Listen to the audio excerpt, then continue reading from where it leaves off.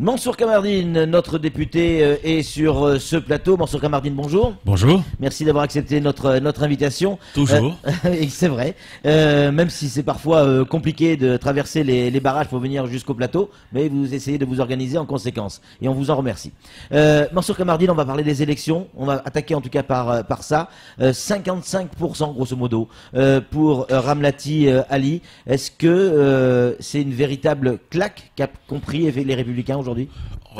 C'est clair. Nous avons lourdement perdu cette élection. Je crois qu'il ne faut pas tourner autour de pot. Il faut dire, appeler les choses. Je le dis souvent par leur nom. Je suis très un érudit de La Fontaine. Donc nous avons, oui, pris une belle gamelle hier soir. Cela étant, si vous me permettez peut-être, avant de féliciter tous les électeurs qui se sont rendus aux urnes dans des conditions souvent difficiles, parce qu'il fallait vraiment y croire pour y aller. Un joli taux de participation. Hein. Ensuite, saluer Elad, lui dire toute notre affection. Dans des conditions difficiles, il a apporté nos couleurs, dans la mesure de ses moyens. Je pense qu'il a fait un bon débat, il avait un bon projet. Mais un bon projet ne fait pas toujours un élu. Et nous l'apprenons ce matin à nos dépens.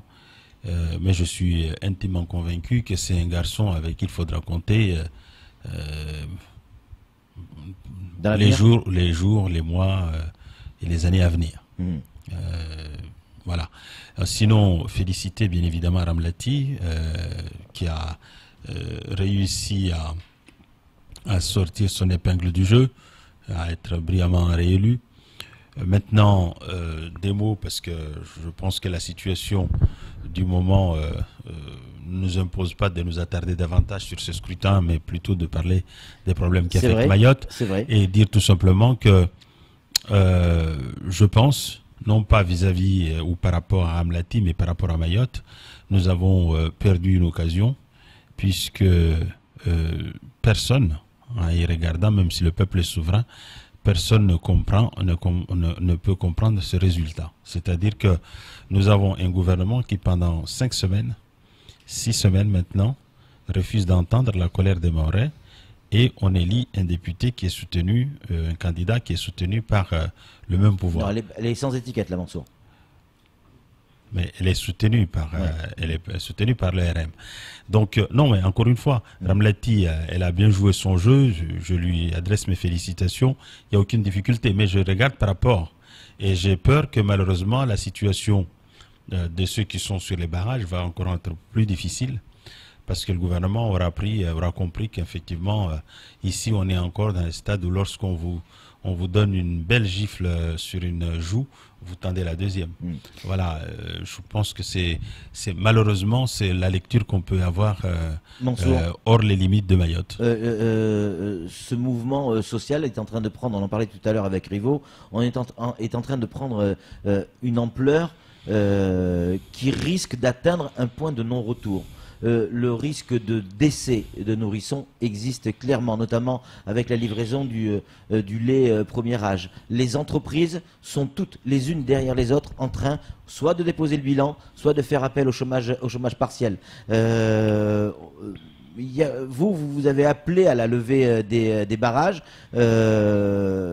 Rivo dit qu'il faut continuer. Est-ce que les élus aujourd'hui n'ont plus j'allais dire le pouvoir sur la population?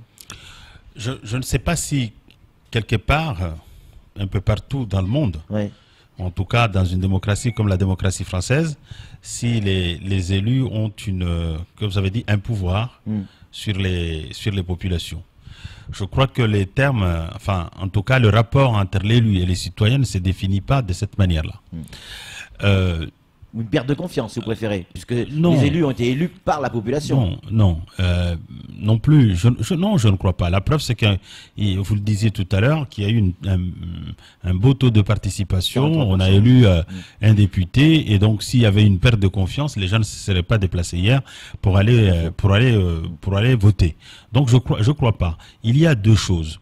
il y a, et c'est là où je pense qu'il y a une nécessité de clarification des rapports par rapport à cette crise. Il y a les syndicats et le collectif qui ont, d'ailleurs, il y a les syndicats, l'intersyndical qui a ses propres revendications, il y a le collectif qui a ses revendications, il y a les élus qui a ses responsabilités, ou il y a l'intersyndical qui a ses responsabilités, le collectif qui a ses responsabilités et les élus qui ont leurs responsabilités. Et ces responsabilités-là peuvent se recouper, mais peuvent aussi être divergents.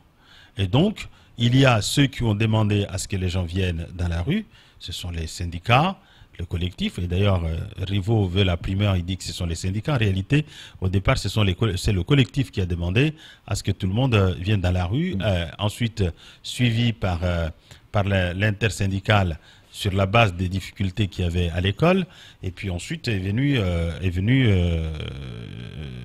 donc l'intersyndical. Enfin, après le collectif est venu l'intersyndical. Et les élus ensuite, après. les élus après. Les élus sont arrivés parce que l'intersyndical et le collectif ont souhaité que les élus soient là pour les accompagner. Eh bien, nous les avons accompagnés.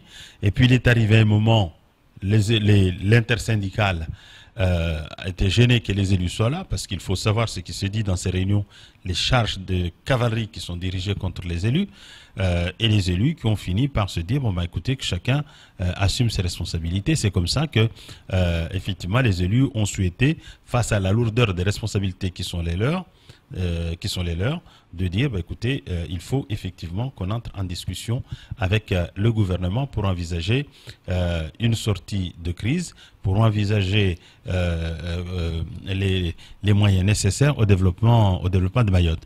Ce que je voulais dire, parce que c'est important, c'est ce qui se passe sur les barrages. Et l'intersyndical n'est pas toujours là pour voir ce qui se passe. Et qu'il faudrait peut-être qu'il soit beaucoup plus présent sur les barrages pour voir ce qui se passe. Il se passe parfois des choses très difficiles. Quand vous voyez une femme enceinte, il n'y a pas de doute qu'elle est enceinte, avec un fardeau, avec une gamine à la main, qu'on l'oblige à passer sur un terrain, sur un chemin boueuse et glissante, et qu'elle tombe, et qu'elle pleure, elle aurait pu perdre son enfant. Et quand il y a des femmes qui voient ça et qui ferment les yeux ou qui acceptent de voir ça, quand vous savez que sur les barrages, parfois les camions, ou souvent, les camions de livraison sont obligés de payer pour passer. Ça a un nom en droit français. Ou parfois il est arrivé, m'a-t-on rapporté, que sur un barrage, on a pu récolter jusqu'à 1 000 € dans la journée pour laisser passer les camions. Quand on voit... ça veut dire quoi qu'il faut faire? Quand on voit l'amoncellement des déchets, des ordures ménagères, sur tous les trottoirs, sur toutes les rues, dans tous les quartiers, il faut se dire qu'on peut développer les rats avec derrière des conséquences dramatiques, des maladies, etc. Donc on n'est pas à l'abri d'une crise sanitaire majeure.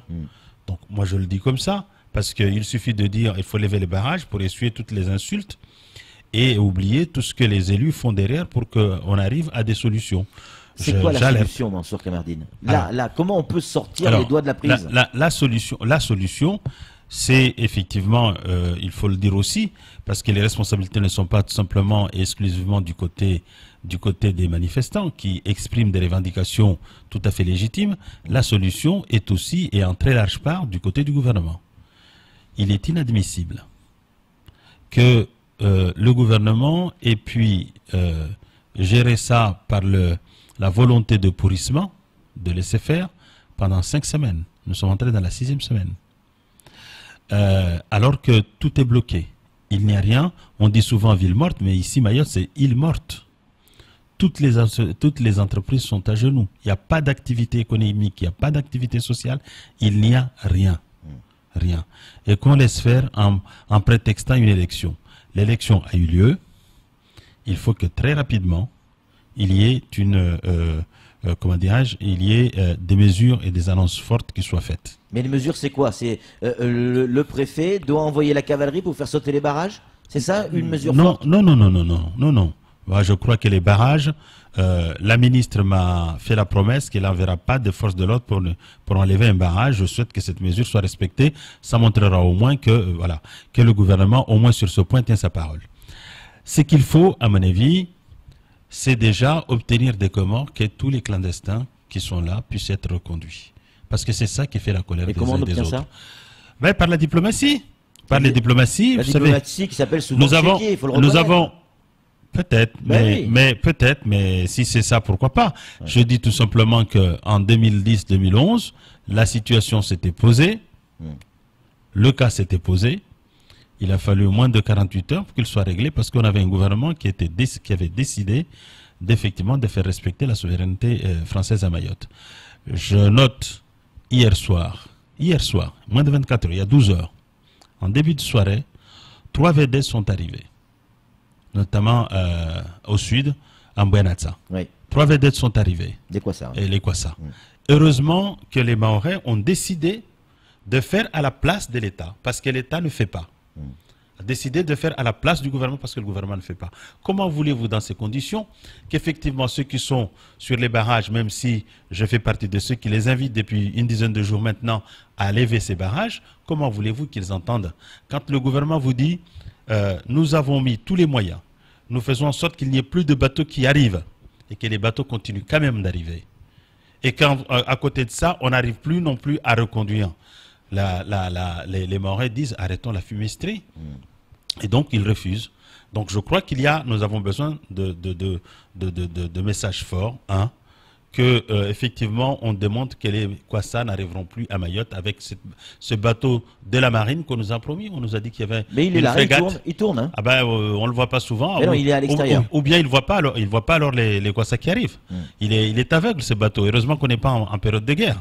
Sinon ce serait très grave. Ouais. L'ennemi serait arrivé ici, on ne le verrait pas. Il y a 3 Kwassa qui sont arrivés vendredi à Bambo Ouest. Ouais. Il y en a 3 qui sont arrivés également dans le sud hier aux alentours de 19h. Et le bateau tourne toujours. Le bateau tourne. Pas faux. Donc c'est une difficulté. Moi, je crois qu'il faut que, effectivement, très rapidement, le gouvernement annonce qu'il va créer un hotspot du côté de Moroni et que tous ceux qui demandent un titre de séjour puissent aller déposer leurs demandes, les primo-demandeurs demandent leur séjour là-bas. Il y a tout un tas de mesures comme ça à prendre. Donc, empêcher l'arrivée, de nouvelles arrivées. Ensuite, créer un hotspot du côté des Comores pour instruire les demandes et enfin poursuivre les actions de reconduite à la frontière. Voilà, je crois, sur ce point-là. Et puis ensuite, bien évidemment, puisque nous avons tous fait le même constat d'un État qui était absent, d'un État qui revient, création d'ARS pour permettre à la santé de vivre, création d'un vice-rectorat, retour d'un certain nombre de services d'état civil à la préfecture pour que les Mahorais s'approprient leur état civil.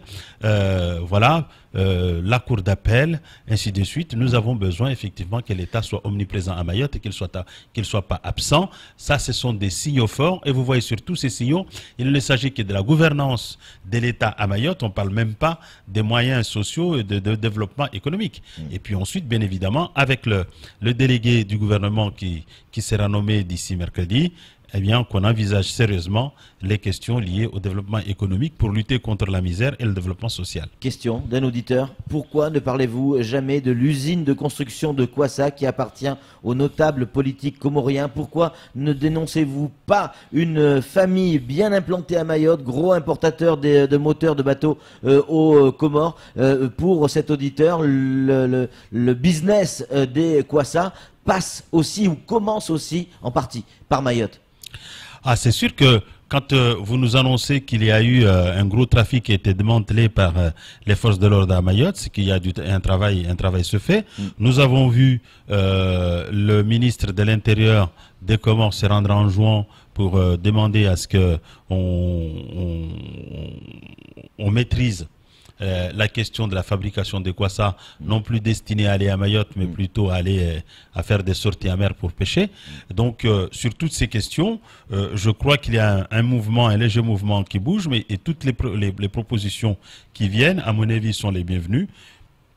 La question de la fabrication de l'usine a été posée. J'ai même eu l'occasion d'en parler ici, parce qu'il m'a été rapporté que il appartient, lui, cette usine appartiendrait à des Français résidant à Mayotte. Donc il faut effectivement pourchasser tous ces éléments-là de façon à empêcher l'envahissement de Mayotte. Encore une question, une maman. Une maman qui nous dit nos enfants ne vont plus à l'école, ou une grande majorité de nos enfants ne vont plus à l'école. Quelle sera la valeur des diplômes 2018 ? Déjà, on sait que c'est compliqué, le niveau scolaire à Mayotte. Là, les gamins ne vont plus à l'école. Certains vont quand même avoir le bac. Comment ça va se passer ? Quelle valeur ? C'est une difficulté, mais vous me posez cette question. Encore une fois, moi, je ne suis pas enseignant, je ne suis pas la vice-rectrice. Et certainement, la vice-rectrice répondra mieux parce que lorsque nous lui avons posé ces questions, elle était dans le déni total.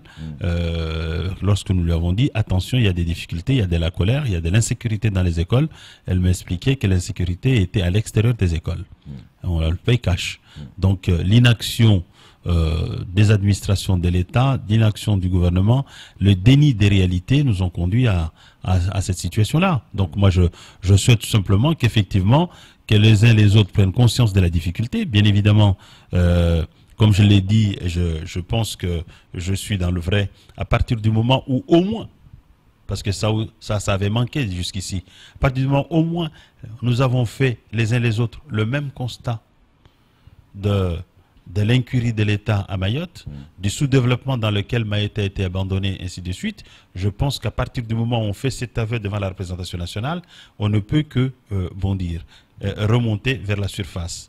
Et à partir de ce constat partagé, on peut certainement faire des propositions partagées pour l'avenir.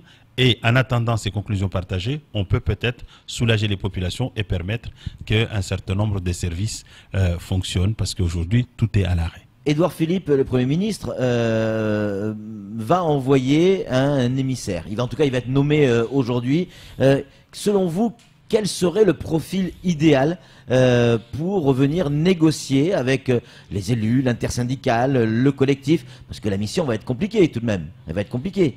Ça serait quoi le profil idéal?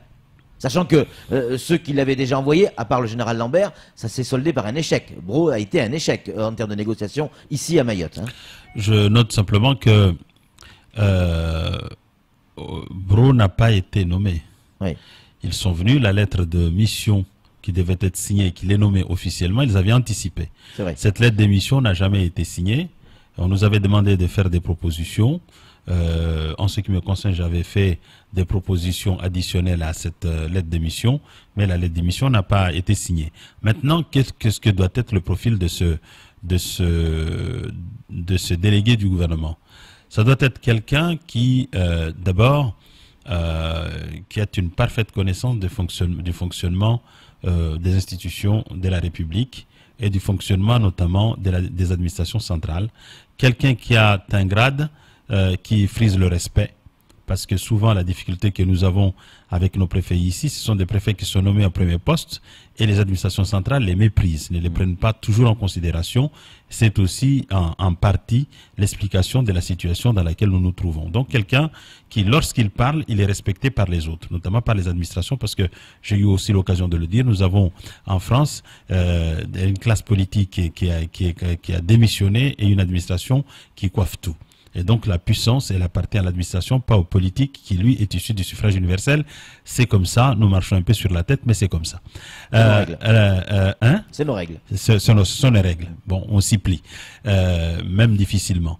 S'agissant de ce délégué aussi, il doit avoir un mandat clair qui permet aux administrations de savoir que cette personne agit au nom et pour le compte et du chef de l'État et du président de la République. Il doit avoir un mandat, donc, mais il est quoi? Il est plutôt de droite, il est plutôt de gauche? Je crois, on s'en fout de tout ça? Non, je crois pas que... Ça doit être un homme politique? Pourquoi un technicien? Ce doit être un super technicien. Pourquoi voulez-vous ramener tout à la politique? Parce que c'est ce qui sert notre vie. La politique, la vie de la cité. Absolument, mais il y a des décisions politiques et il y a des décisions techniques. Et ce que nous voulons aujourd'hui à Mayotte, bien évidemment, c'est d'aborder la question technique. À partir du moment où le politique a fait son taf, dirait le jeune, c'est-à-dire qu'il a fait le constat Le constat, c'est quoi? L'immigration est insupportable. L'insécurité est insupportable. Le sous-développement est insupportable quand on a 84% de la population sous le seuil de pauvreté, insupportable. L'équipement, le taux d'équipement, d'une manière générale, globale, de Mayotte est insupportable. C'est le constat commun que tout le monde fait, aussi bien le collectif, l'intersyndical, les élus, le gouvernement, puisque le Premier ministre l'a fait à la tribune du Sénat. Et tout parti politique confondu. Et tout parti politique confondu. Donc le politique a fait son taf. Maintenant, il faut demander à un technicien, un sachant, qui vienne dire, à partir de vos constats, voici comment on peut faire pour en sortir. Et donc, moi je pense que ce sera, en tout cas il faudra que ce soit effectivement un haut fonctionnaire, mais doté des capacités, des moyens, doté des moyens qui lui permettent de pouvoir infléchir, de pouvoir fléchir la position de telle ou telle administration, tel ou tel directeur central qui s'opposerait éventuellement à qui soit à même de pouvoir entraîner Bercy avec lui, parce qu'effectivement il y aura quand même des moyens, une nécessité de mobiliser des moyens. Mais il faut quelqu'un qui connaisse bien l'outre-mer et notamment Mayotte, forcément, pour éviter les problèmes de forme. Ça peut être aussi un atout, mais ce n'est pas exclusif. Ce n'est pas exclusif. Il faut quelqu'un qui soit mieux à même et convaincu, ça c'est important, quelqu'un qui est convaincu de ce que Mayotte est française et Mayotte est un département. C'est-à-dire sur le terrain politique. Parce que on nous parle de Dominique Perben. Parce que la difficulté que nous avons, Dominique Perben, il n'est plus... je sais pas, ça a été un très grand ministre. Hein. La difficulté que nous avons s'agissant de Mayotte, c'est que, y compris les anciens préfets, on a des préfets qui n'ont jamais aimé Mayotte, qui sont passés prendre leur galon et partir. Et c'est terrible de voir que des gens viennent uniquement pour se servir, qu'ils n'ont rien à foutre de la population qu'ils administrent. Vous pensez que Frédéric Vaux est dans ce cas de figure? Non, je ne parle pas du préfet actuel. Non, je crois que Vaux fait au mieux avec les moyens de bord qui lui sont confiés. Malheureusement, dans cette crise, c'est lui qui paiera, il servira de fusible. Alors qu'il n'a en réalité strictement rien fait qui puisse le placer sous ce statut-là, mais c'est comme ça, c'est la règle. Et il est dans un emploi qu'on appelle à la disposition du gouvernement. Et donc, si le gouvernement veut dégoupiller la température, il dira que c'est lui qui n'a pas fonctionné, alors qu'il a fait ce qu'il fallait. Je n'ai pas eu l'occasion de le côtoyer assez souvent, mais je vois à travers les actes, à travers ce qu'il fait, il a fait ce qu'il pouvait. Et en fonction des instructions qui lui ont été données par les différents gouvernements. Vous n'avez pas un nom particulier et puis ça fuité dans les couloirs. Et puis ça m'intéresse pas. Ah, quand même, c'est un peu de sortir de ce merdier. Non, ça m'intéresse qu'on sorte du merdier et du bourbier, mais ça ne m'intéresse pas de savoir c'est qui ou qui. Ce qu'il faut, c'est qu'on nomme quelqu'un qui soit à même de faire le travail. Il ne faut pas se tromper. J'ose espérer que le gouvernement ne se trompera pas, il désirera quelqu'un qui soit même de le faire. Hein, de le faire, c'est le seul souhait que j'ai. Maintenant, qui ou qui, ça relève. Vous n'avez pas un nom particulier qui vous ferait, vous dites, tiens, si c'était un tel, ça pourrait fonctionner? Moi, je suis disposé à travailler avec n'importe qui parce que je sais ce que je veux. Je sais ce que souhaitent les Mahorais. La difficulté que nous avons, c'est que les Mahorais savent tous ce qu'ils veulent et le gouvernement ne sait pas encore ce qu'il veut pour Mayotte. Donc il faut aider le gouvernement à savoir ce que Mayotte souhaite et à faire en sorte que le gouvernement fasse ce que souhaitent les Mahorais. Ce que souhaitent les Mahorais, j'ai eu l'occasion de le dire plusieurs fois, j'ai dit un certain nombre d'orientations tout à l'heure, mais on peut citer aussi les grandes infrastructures qui permettent vraiment un décollage économique. C'est la piste longue, c'est les routes, c'est le haut débit, ça, les assises de l'outre-mer devraient trancher là-dessus. Non, mais il faut sortir de ces assises. On est loin des machins. Les assises finiront comme la Mayotte 2025, c'est-à-dire à de la saupoudrage et finalement à rien du tout et gagner du temps. Il faut sortir de ces peut-être utiliser les outils notamment qui ont été définis par leur homme qui disait qu'il faut un contrat de convergence, des contrats, il y a comme savent les socialistes, savent faire les socialistes, plusieurs contrats pour au final ne rien faire.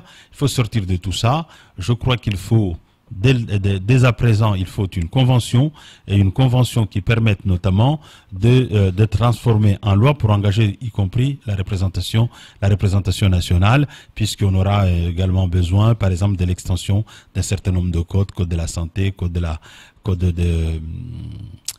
la sécurité sociale et autres, pour vraiment faire en sorte que le Mahorais soit fier de ce qu'il est, c'est-à-dire qu'il n'ait pas à fuir la misère pour laisser sa place à un clandestin qui viendrait derrière et aller s'installer en métropole dans des conditions plus difficiles qu'elle ne connaît ici. Cette situation, encore deux thèmes qu'on va aborder très très vite, Mansour, il y en a plein, je sais bien, mais...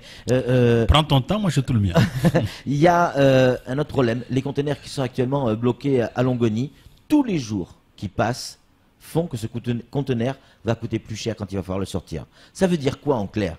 Que c'est encore la population, nous les consommateurs, qui allons payer les choses plus cher. Cette grève va encore faire augmenter le coût de la vie à Mayotte. Est-ce qu'on va pouvoir, parce que je pense notamment à la sortie de crise, tôt ou tard, on va en sortir de cette crise, que ce soit pour les entreprises, pour la vie chère. Est-ce que nos élus, parce que là ce sera vraiment le rôle des élus, vont pouvoir intervenir sur le gouvernement, faire pression sur le gouvernement pour aider à relancer économiquement, parce qu'il va falloir redémarrer.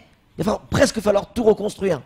Ouais, on est bien d'accord que de toute façon, nous ne pourrons pas nous en sortir en imaginant des outils qui viendront dans 6 mois, dans 1 an, dans 2 ans. Il faudra certainement imaginer des moyens d'urgence pour aider au redémarrage, parce que l'économie est à l'arrêt. L'économie est à l'arrêt, donc il faudra certainement imaginer qu'il y ait des moyens de relance économique pour permettre aux uns et aux autres de s'en sortir, sinon on va au-devant de graves catastrophes sociales. Il faut savoir qu'aujourd'hui, de ce que l'on sait des entreprises... Après 2011, Marie-Louise Panchard, elle avait lancé un plan de 53 millions, à peu près 50 ou 60 millions d'euros par là, c'est ça qui s'était révélé insuffisant. Ça, c'est un plan de relance, mais il faut derrière que les choses se fassent, parce que si on fait, comme on l'a fait en 2011, il faut le dire, uniquement un plan de relance à 53 millions en pensant que les choses se feront derrière, on a vu les limites. Donc je crois qu'aujourd'hui, on a touché le fond. On a touché le fond. J'espère que vraiment là, on a touché le fond et qu'il ne reste plus qu'à rebondir, à remonter vers la surface. Mais tout seul, on n'y arrivera pas. Il va falloir l'aide du gouvernement. Non, mais c'est ce que je suis en train de vous expliquer. Ce que je suis en train de vous expliquer. Nous ne pouvons pas, Mayotte seul ne pourra pas.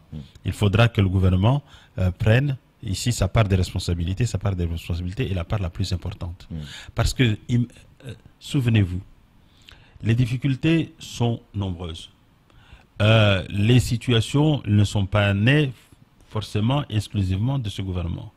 Mais ça fait 9 mois que nous avons un gouvernement en place et pendant 9 mois, le gouvernement a tergiversé. Si le 20 décembre, quand j'ai interpellé le ministre de l'Éducation nationale pour lui dire ça ne va pas dans vos écoles, dans vos lycées, dans vos collèges, les violences qu'il y a, si le ministre de l'Éducation, M. Blanquer, m'avait écouté, m'avait fait confiance, m'avait cru, avait souhaité répondre, avait porté les réponses aux questions que je lui posais, on ne serait pas dans la situation d'aujourd'hui. Et donc, on était déjà dans une situation difficile. On a essayé de traiter ce dossier par-dessus la jambe et nous nous sommes trouvés dans des situations où la crise s'est aggravée encore davantage. Mansour, vous dites qu'on a touché le fond. Certains auditeurs disent non, pas encore. Il y a l'étape suivante, celle qui nous fait le plus peur, c'est la violence. Parce que ce mouvement, pour l'instant, il n'y a pas eu de violence, de grosse violence. Certains... On a quand même eu 2 décès mystérieux. C'est vrai. Il y a eu le décès de Soa, c'est la plage de Soa, où une personne a été ligotée. Et là, on a fait croire à la presse nationale que c'était un enjoigné. En laissant croire que c'était les Mahorais qui avaient tué un enjoigné. C'était l'inverse. Qui l'a tué, je ne sais pas. Mais c'est sûr que c'était un Mahorais qui a été trouvé ligoté, gisant sur la plage de Soa. En fait, il n'est pas envoyé a priori parce que l'autopsie a révélé de l'eau dans les poumons. Non, je ne dis pas qu'il a été noyé, je dis gisant sur la plage de Soa. Nous avons trouvé également, en début de semaine dernière, à Soulou, également un jeune, à peu près dans les mêmes conditions, laissé pour mort, mais qui, heureusement, je l'espère, il n'est pas décédé. Et qui s'est trouvé contre ligoté, avec plusieurs fractures au corps, et ainsi de suite. Donc, là encore, c'est un jeune mort. Donc, les violences, il y en a eu. Ils ne sont peut-être pas généralisées, mais nous y voyons tous les jours des violences. Donc, je pense, en tout cas, je l'espère, je n'ose pas croire que le gouvernement laissera les choses aller jusqu'à la généralisation totale des violences. Parce qu'à ce moment-là, alors que nous avons fait le constat, là aussi sur ce point, je l'ai dit en 2016, j'étais le méchant. Là, récemment, la semaine dernière, la ministre de l'Outre-mer a dit, en répétant ce qu'a dit un général de gendarmerie à la représentation nationale, à l'Assemblée, que les risques de violence communautaire n'est pas à écarter. C'est vrai. Donc, je dis, mais que fait le gouvernement? Là, il y a des messages qui arrivent, on nous dit, et c'est terminé après ce temps de parole, Mansour. On peut continuer. On nous dit, on est très en retard. On nous dit, il faut absolument que l'État reprenne la main, autant au niveau des négociations que dans la relance économique, mais que également au niveau de la sécurité. Ce qui se passe aujourd'hui, les barrages, etc., est-ce que l'État ne doit pas reprendre la main et puis taper du poing sur la table? Est-ce que vous pensez vraiment que l'État aujourd'hui, ce serait le bon sens que d'imaginer qu'il aille... Vous voyez ce qui s'est passé à Longoni? À Longoni, il y avait un petit barrage, on va dire, qui était souple, qu'on pouvait retirer, machin. On a montré les muscles. Les morts et derrière ont répondu par les muscles. Ouais. Donc, je crois que ce n'est pas... Il faut éviter l'escalade. La réponse, elle vient du gouvernement, c'est apporter des réponses aux solutions et les barrages partiront. J'ajoute, en même temps, je veux encore lancer un appel à nos compatriotes qui sont sur les barrages pour leur dire que nous avons, vous avez, parce que ce sont eux qui ont fait ça, les élus ont arrivé comme une force d'appoint, mais ce sont eux qui sont, et c'est leur fierté, et ils font notre fierté. Ils ont réussi à faire reconnaître par le gouvernement de l'abandon dans lequel il nous a laissés ici. Et ça, on ne l'imagine pas. Mais c'est considérable. C'est considérable parce que ça a permis également à la représentation nationale, au Parlement comme au Sénat, sur toutes les travées, de reconnaître qu'effectivement que ce qui a été fait à Mayotte n'est pas normal. Merci. Et donc ce sera plus facile, je pense, désormais, pour évoquer toutes ces questions de droit de sol, d'immigration. Je crois que les tabous sont tombés. Et ça, c'est l'apport majeur de cette grève que nous connaissons depuis une semaine. Nous pensons, en tout cas c'est ma conviction, que les choses ne pourront pas rester là. Et c'est pour cela que moi je suis partisan de la levée des barrages, ce que je défends depuis une dizaine de jours. Merci beaucoup Mansour Kamardine, le député républicain de Mayotte qui répondait évidemment à nos questions. C'est tout pour ce temps de parole. Tout de suite, la suite de nos programmes.